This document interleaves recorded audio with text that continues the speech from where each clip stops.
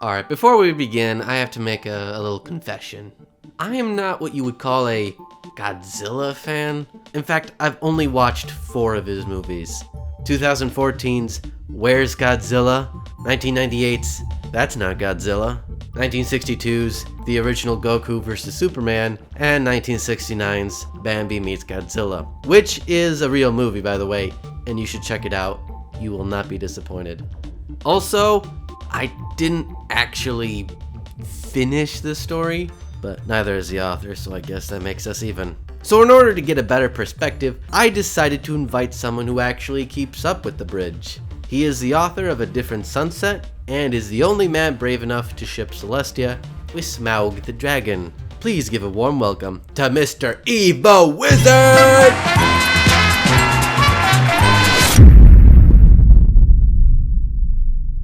Hello everyone, happy to be here. As you've been told, I'm Evo Wizard, author of the Shimmerverse, my pride and joy, which you should all check out below. Well, it's great to have you on the show.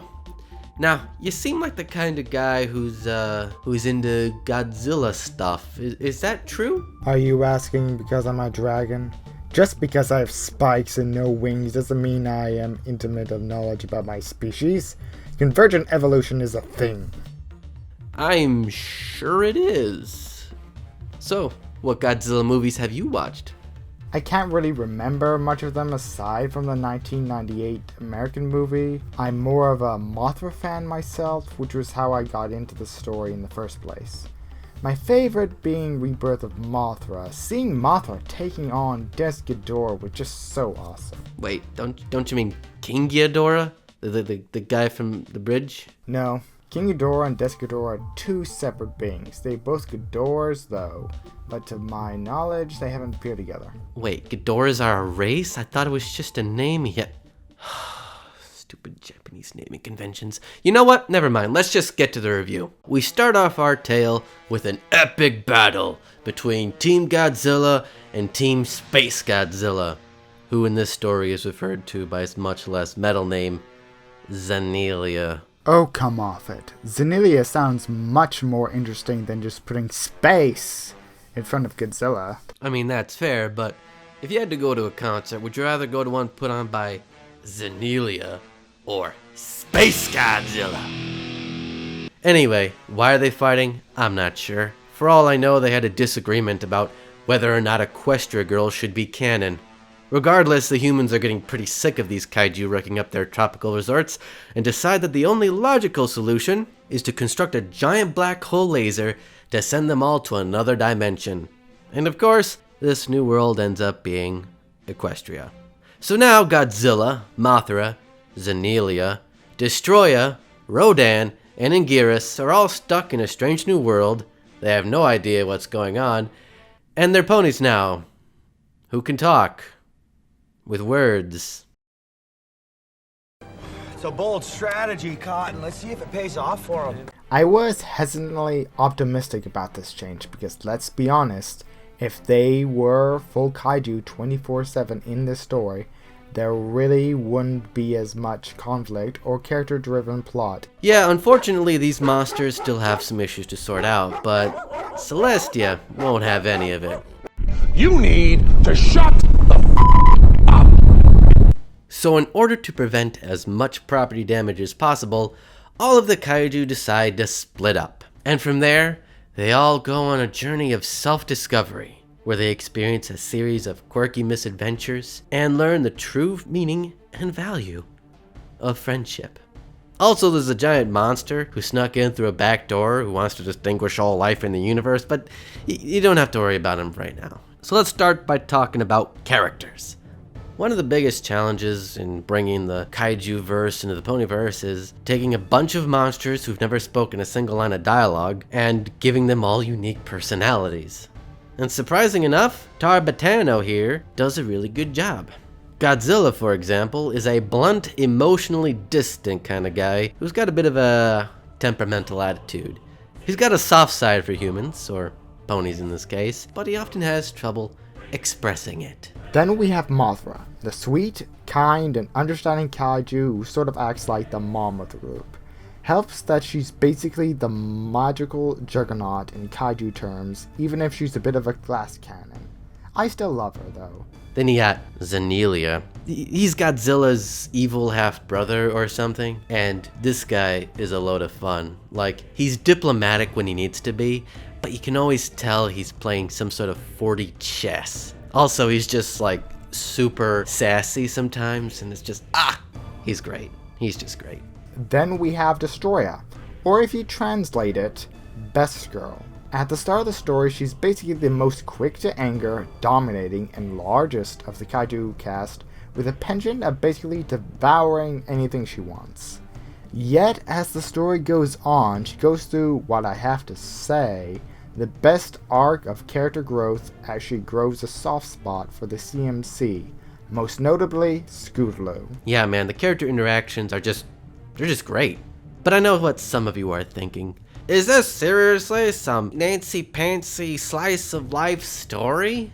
I wanted to see some kaiju on kaiju action. Family friendly, non-hentai action, of course. Well, buddy, you are in luck. Because of some wibbly-wobbly interdimensional reasoning or whatever, the kaiju are allowed to return to their original forms, for a brief period of time, if they absorb enough magic. And honestly, this is a great plot device. It guarantees that the kaiju can do their kaiju thing from time to time, while giving them a lot more opportunities for grounded interactions. Now when it comes to the fights, we don't just get them in their kaiju forms. We get about an even amount of their fights in their new pony forms as well, and trust me, they are actually awesome. The thing is, when it comes to crossover stories and their battles, all too often you have one side dominating the other. Oh, it might be fun for some, but for the most part, it's very boring. Not here. All the kaiju in their new forms have their strengths and weaknesses and have to struggle for their victory. This comes for both sides, as the ponies get to throw some punches too and help the kaiju win the day. Even in their kaiju forms, we get some really good battle-hardened tough acts that really push the characters to the edge. Something essential for character growth. Yeah, the fights are also paced very well. They happen enough so that when they happen, it's exciting, but it doesn't happen so much that it gets old. Every time they Hulk out, it feels special.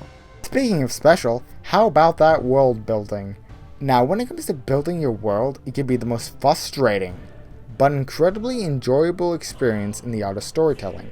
I should know, given my own work on the Shimmerverse, which you all should read, by the way. Tarptano's work on the bridge draws heavily from both kaiju sources and MLP material, not just from one era or from the show, but from several eras and the comics and books to really flesh out the world and characters and breathe some more life into the mythos, as well as adding some clever nods that don't feel forced, but to those that know them from expanded material can enjoy. Yeah, the passion for the source material just radiates from this story. I may not understand a quarter of what he's referencing, but it's cool nevertheless. And those illustrations, man, I mean, just look at them. Look at these things. Dang. But what about the ponies, man? What's their deal? Well, good news, everybody, because this story does a great job of portraying the pony side of things. I really like how the story incorporates the tone of MLP. There's a lot of humor and levity sprinkled in, which creates a nice juxtaposition between the scary, larger-than-life monsters and the family-friendly equines. And this juxtaposition contributes to the really fun interactions. For example, Destroyer learning to deal with the CMC's antics, or Godzilla learning about flirting is honestly funny and sort of endearing in a way. Also, it helps that the whole kaiju thing is an easy transition for the ponies, as this isn't the first time they've had to deal with monsters. Basically, what I'm trying to say is that while this whole concept might sound a bit iffy at first, considering how different the properties are, the execution exceeds all of my expectations. Those are the best things about the bridge. Now let's get to the real fun part of this review. What's that? The part where we nitpick the heck out of it. I thought changelings feed on positivity. It's called Schadenfreude, and I'll have you know that it tastes delicious. Now, do you want to start or what?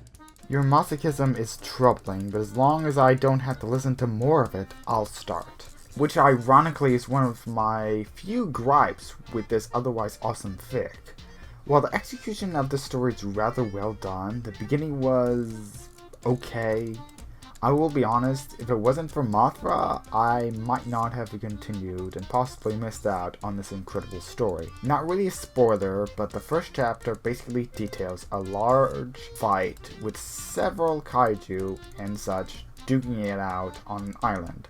For a kaiju fan, this would be incredibly fun to read. If you're not a fan of kaiju or don't know much about them, the first chapter would be rather confusing, such as it was for me. While the story doesn't take too long to explain more about the kaiju side, the first bit leaves non-kaiju acquainted people behind. Yeah, it was a little intimidating at first. In fact, one of my biggest issues I have with this story is its size. On one hand, I love a dense story. In fact, some of my favorite pieces of fiction are filled with characters and interweaving plot lines. However, I feel like the bridge splits up the narrative a bit too much. I mean, we got Godzilla hanging out in Canterlot with the princesses. You got Xenelia hanging out in the Crystal Empire, learning about love and stuff. Mothra hanging out with Twilight, and they're both trying to figure out like how the heck this all happened and how to get back. You got Anguirus. He's hanging out with this Asian chick. You got Destroya learning patience with this AMC. You got Began, the World Ender, trying to collect the 7 Chaos Emeralds or something. Then you got his team of henchmen, who I like to call Team Iris. They do his dirty work because he can't be bothered. And the weird thing about this little group is that they're kind of good guys. Like, they're cool people, but at the same time they're working for the bad guys. That's just because they probably don't know any of the good guys, so it's kind of a weird situation. Then there's a ton of bonus chapters which expand on lore and characters, but don't move the story forward whatsoever. And Rodan is also there. Don't get me wrong, I like how everyone is getting attention, but I feel like this approach can backfire in some cases. For example, I thought that Godzilla and Xenelia's storylines were the most compelling. So, whenever it would deviate to other characters, I would find myself getting a little bit impatient. I mean, like, okay, you know, Anguirus is doing this little thing, he's flirting with this chick, alright, that's fine, but can we get back to Godzilla for a second? Do we really need a bonus chapter? I mean, come on, I want to get back to them, man. On the other hand, with how dense this story is, there is always something there to keep the audience's attention, as well as each point in the story and subplots does get explored and built on over a period of time, that it does lead to a great feeling of payoff when it gets to its destination. With such a large cast, without all of this happening, most of them wouldn't feel like they really get to do anything or have their own character arcs if the author tried to narrow it down. Or you could just have less characters to begin with. I mean, was there any reason to bring in Rodan so early? He basically does nothing for the first half. And Anguirus, I mean, he's cool, but I wouldn't call him super central to the story or anything. Well, Anguirus isn't really the most powerful kaiju and more of a Godzilla sidekick at times, but his steadfast resolve and his budding romance in the story really cement him as a must. Besides Mothra, who was kaiju waifu material, Anguirus was a must pick to have as one of his companions. Also, Rodan is integral to the plot as well. We couldn't have it without him. I mean, how can we forget his integral character actions in The Bridge, A Shimmer in the Dark, which recounts his saving of the Shimmerverse with My Sunset Shimmer, who you can read now in A Different Sunset, an integral part of your pony reading experience. Yeah, I guess that's a fair point. However, another side effect is that balancing said storylines can get really messy at times. For example, in the middle of an epic battle between Xenelia and King Sombra, we get a brief cutaway where Rarity is having a dream that foreshadows the return of Nightmare Rarity. It has nothing to do with the fight, and it feels like a really awkward inclusion that would have felt better as an end chapter stinger. Although he really couldn't do that because he already had a stinger at the end of the chapter, introducing Harmony and Began, the ultimate good and bad spirits of this world or whatever. Like, geez, dude, like, foreshadowing is good and everything, but there is a time and place, man. There is a time and place. And then this story does the one thing that always makes me incredibly, irrationally angry. But look, I need to make something clear first. I have nothing but respect for Lauren Faust and Megan McCarthy. You know, they weren't always the perfect showrunners or writers, but I think we can all agree they did a pretty good job. That being said, why do fanfic authors always feel the need to make them the go-to swear words? I mean, what the Faust is wrong with you people? Why in McCarthy's Green Earth do you think this is clever?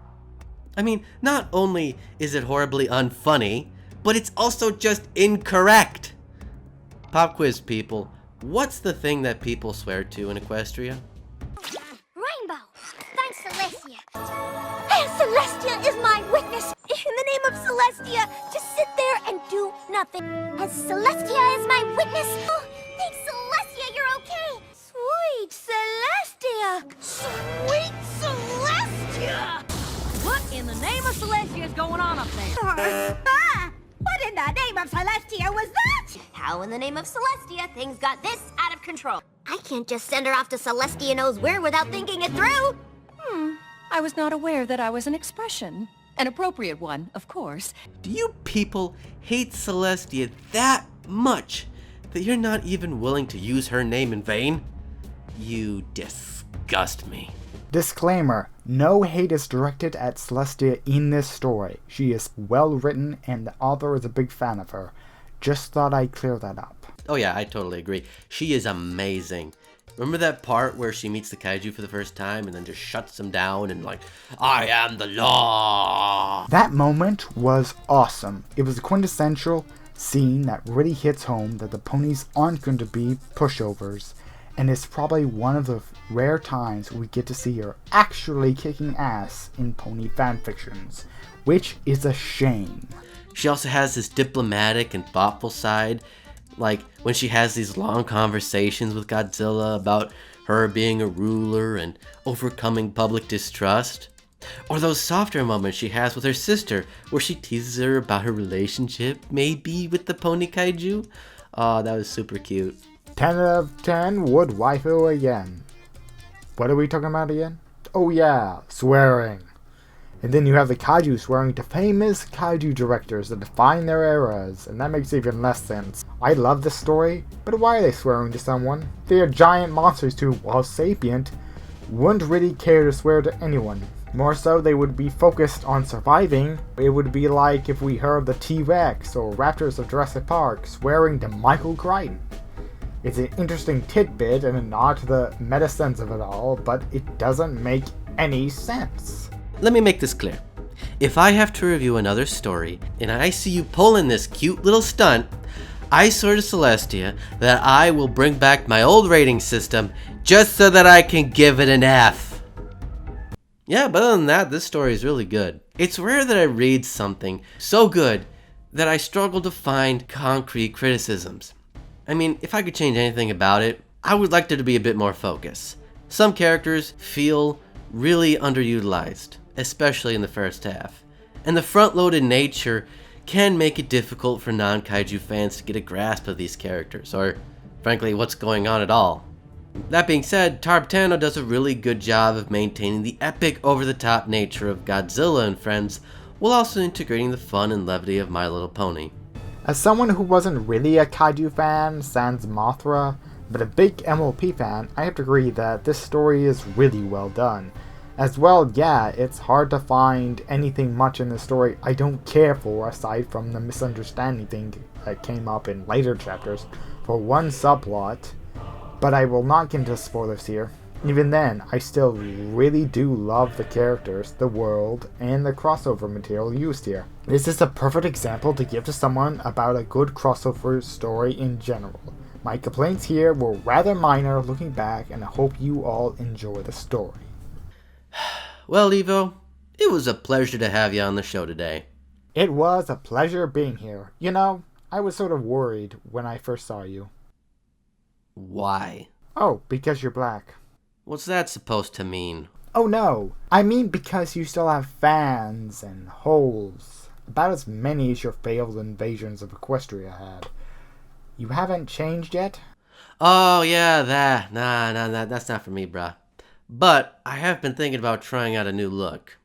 What do you think of this? I call this one Extreme Swiss. Or how about Waifu Stealer? Oh, no, this is my personal favorite.